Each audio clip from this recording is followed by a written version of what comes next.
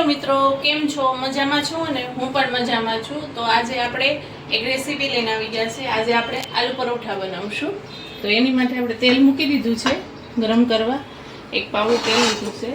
તો આપણે કે જો ડુંગળી જોશે, વરિયાળી છે, આમચૂર પાવડર છે, લીમડો છે ને લસણ ને મરચાંની પેસ્ટ છે, ધાણા ભાજી છે ને બટેટા છે, મીઠું ને આ આપણા બધા રેગ્યુલર મસાલા. આપણું તેલ આવે એટલે આપણે શરૂ કરીએ.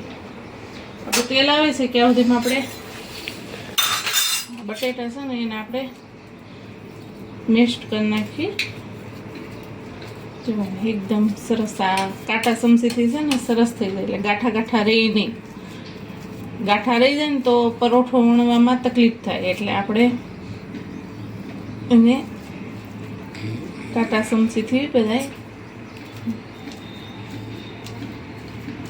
તેલ આવી ગયું છે, એમાં આપણે રાઈ જીરું નાખશું. રાઈ જીરું છૂટી જાય પછી થોડીક હિંગ નાખશું.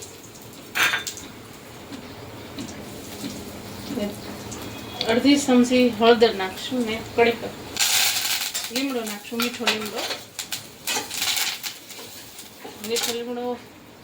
પછી હવે ડુંગળી નાખીશું. એક ડુંગળી લીધી છે મોટી, એક ડુંગળી નાખી દઈશું અને હવે થોડીક વાર સળવા દઈશું.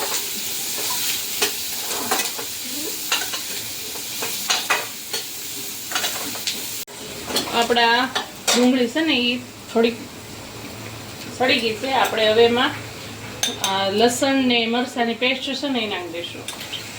તમે લસણ ખાતા હો તો નાખવાનું, નકર આદુ ને લીલા મરચાંની પેસ્ટ નાખો તો પણ ચાલે.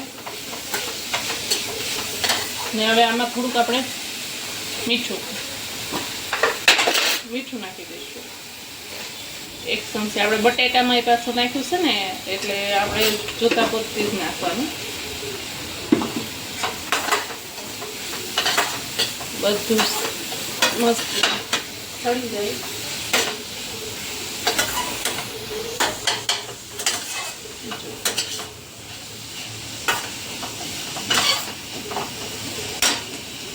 હવે એમાં મસાલા કરી દઈશું આપણે.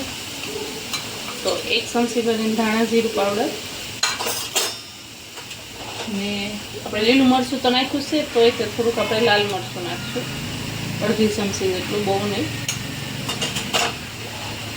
ને થોડાક એવા તલ નાખી દઈશું. બધું હલાવી નાખશું.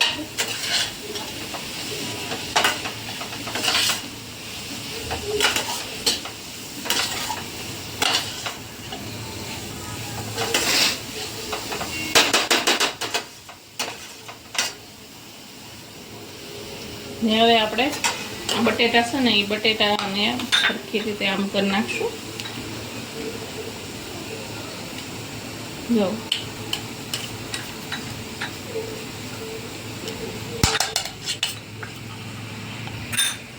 બધા બટેટા નાખી દઈશું આપણે અંદર.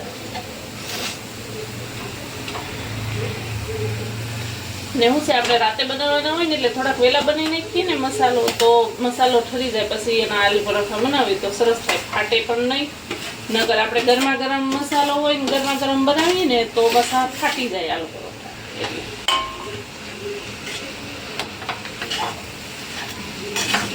બધું હલાવી નાખશું.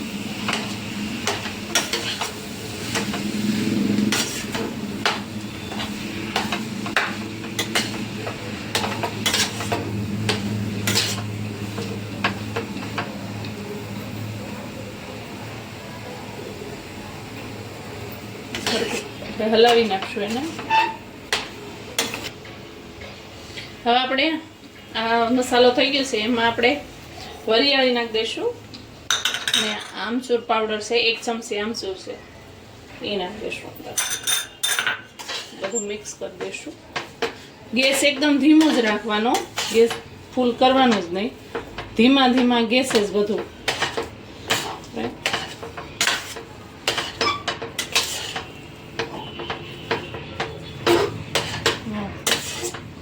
હવે જો આપણે આ વાસણમાંથી સોટતું નથી, એટલે આપણો મસાલો તૈયાર થઈ ગયો છે. આપણે હવે આ લીલા ધાણા લીધા છે એ નાખી દઈશું.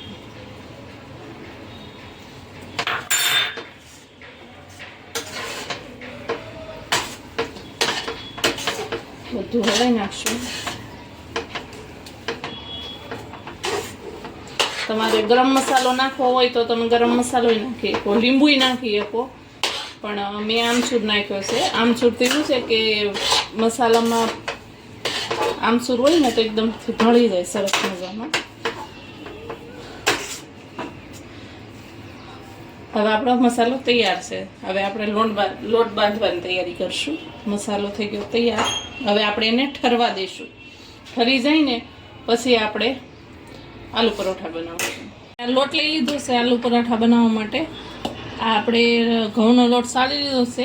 એમાં હવે આપણે 1 પાવડું તેલ નાખશું. થોડુંક એવું મીઠું નાખશું. થોડુંક જ આપણે કશું આલુ પર મસાલામાં એમાં નાખ્યું છે ને એટલે હવે બધું આપણે હલાવી નાખશું. બધું મિક્સ કરી દઈશું. જે તેલ નાખ્યું ને આપણે એ બધું મિક્સ કરી દઈશું. ને હવે આપણે લોટ બાંધીશું. બહુ ઢીલોય નહીં ને બહુ કડક નહીં, એવો મીડિયમ આપણે લોટ બાંધીશું. પાણી નાખતા જશું. એકારે બધું પાણી નહીં નાખી દેવાનું. પાણી નાખતા જશું ને લોટ બાંધતા જશું. કોઈ લોટ બાંધે એમાંય તે મરચું ને હળદર ને ધાણા જીરું મીઠું બધું નાખીને બાંધે ને કોઈ એમને પણ બાંધે. તમને જેવી રીતે પસંદ હોય એવી રીતે. અમે તો આવી રીતે બનાવીએ છીએ અમારા ઘરે.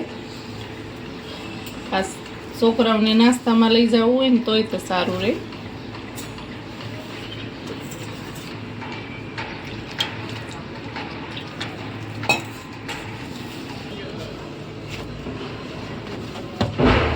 આપણો લોટ બંધાઈ ગયો છે.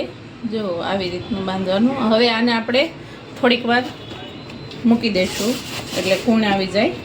પછી આપણે આલુ પરોઠા બનાવશું. ત્યાં સુધીમાં મસાલો આપણો ઠરી જાય. ઢાંકીને મૂકી દેવું.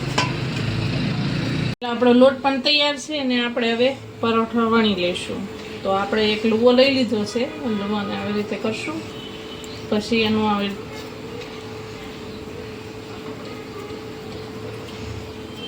રીતે આમ કરી દઈશું. થોડુંક તેલ લોટને છે ને પછી તેલવાળો થોડોક કરી નાખ્યો હતો ને પછી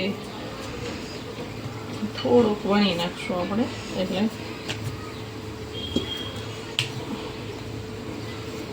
થોડુંક વણી નાખીએ ને તો મોટું થઈ જાય. એમાં આપણે આ બોલ બનાવ્યું ને જે આલુનું, આપણે આલુ પરોઠા માટેનું સ્ટફિંગ બનાવ્યું હતું ને આવી રીતે એને આમ કરી દેવાનું. પછી આવી રીતે આમ કરી વધારાનો લોટ કાઢી નાખવાનો.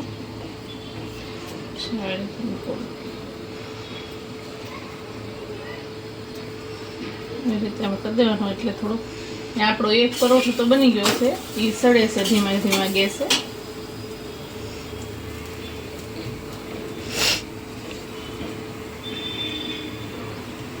અને છે ને ધીમા ધીમા હાથે વણવાનું, નકર ફાટી જાય પાછા.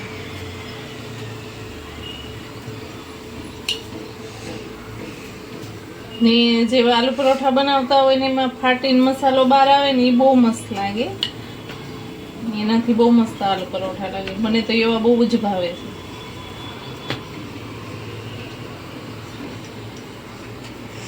ધીમા ધીમા હાથે વણવાનું એટલે બહુ બારે ના આવે.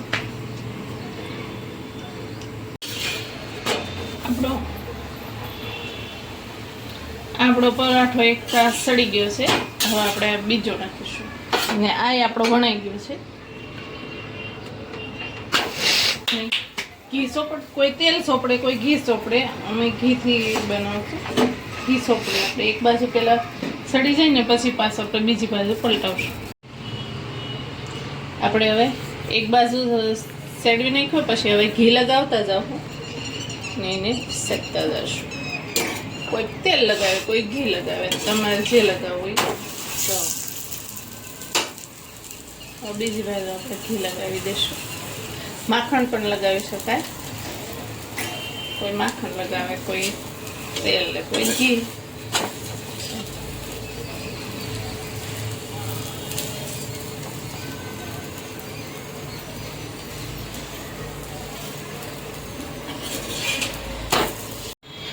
આપણો પરોઠો શેકાઈને તૈયાર થઈ ગયો છે. આપણે હવે એને સર્વ કરી દઈશું.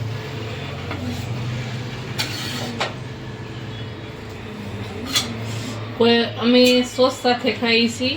લીલી ચટણી ને સોસ સાથે ખવાય ને હોય ને દહીં, ઠંડુ ઠંડુ દહીં, તો એની સાથે પણ ખવાય. આપણા આલુ પરોઠા તૈયાર છે. હાલો બધા આલુ પરોઠા ખાવા. આપણા આલુ પરોઠા તૈયાર છે. જો તમને મારી રેસીપી સારી લાગી હોય તો લાઈક કરો, શેર કરો, સબસ્ક્રાઇબ કરો. ભલે મિત્રો, બાય.